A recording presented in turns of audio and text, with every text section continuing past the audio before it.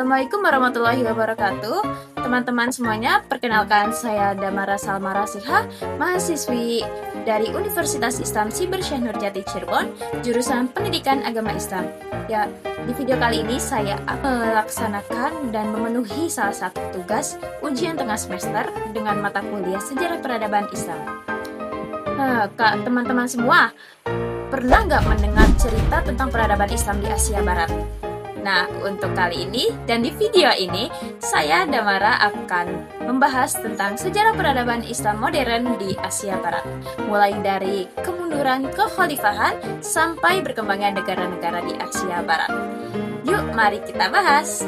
Setelah keruntuhannya Khalifah Utsmaniyah pada tahun 1924, dunia Islam di Asia Barat ini mengalami masa transisi yang sangat besar, yang mana sebelumnya ini banyak warga Islam yang bersatu pada satu kekuasaan Islam, kemudian terpecah belah menjadi beberapa negara baru seperti Turki, Irak, Suriah, Arab Saudi, dan lainnya.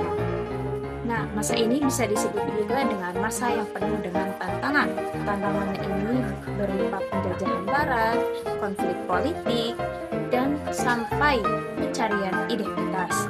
Tapi dari sinilah justru membangun semangat modernisasi dan pembaruan Islam. Salah satu tokoh terpenting dari kebangkitan Islam modern di Asia Barat yaitu Mustafa Kemal Atatürk di Turki, yang mana ia ini melakukan reformasi besar-besaran untuk memodernisasi negaranya. Meskipun begitu, kebijakannya ini menuai pro dan kontra di kalangan umat Islam. Di sisi lain, ada tokoh-tokoh yang berusaha menyeimbangkan antara kemajuan Islam dan nilai-nilai Islam, yaitu seperti Muhammad Abduh dan Rashid Ridho dari Mesir, yang mana mereka ini menekankan bahwa Islam tidak bertentangan dengan ilmu, pengetahuan, dan kemajuan Islam. Dari sinilah muncul ide tentang Islam modern, yaitu Islam yang terbuka terhadap pembaruan, tetapi tetap berpegang teguh pada Al-Quran dan Sunnahnya. Modernisasi Islam di Asia Barat ini membawa banyak perubahan, contohnya seperti di bidang pendidikan, yang mana muncul berbagai universitas Islam modern seperti Universitas Al-Azhar yang berkembang sampai saat ini. Lalu di bidang ekonomi, negara-negara seperti Arab Saudi, Uni Emirat Arab ini memanfaatkan kekayaan minyaknya untuk membangun kesejahteraan rakyat. Lalu dalam bidang teknologi pun negara-negara di Asia Barat ini ikut berkontribusi dalam riset energi, arsitektur modern, dan juga ikut pada pengembangan kota pintar seperti Dubai dan Doha. Nah, teman-teman, jadi ada satu pelajaran penting yang kita ambil dari sejarah ini, bahwa kemunduran ini bukan akhir dari segalanya, tapi awal dari kebangkitan yang baru.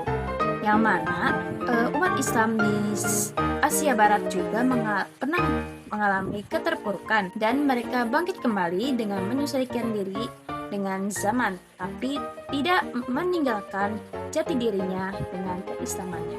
Jadi di kehidupan sehari-hari ini kita bisa meneladani semangat itu, misalnya dengan cara terus belajar, berpikir terbuka, tetapi tetap menjadikan nilai-nilai Islam ini sebagai pedoman, karena Islam itu tidak anti kemajuan, tetapi mendorong umatnya sebagai umat yang unggul dan bermanfaat. Yuk, mari kita jadikan sejarah itu sebagai inspirasi untuk berkarya dan memperbaiki diri. Sekian dari saya. Wassalamualaikum warahmatullahi wabarakatuh.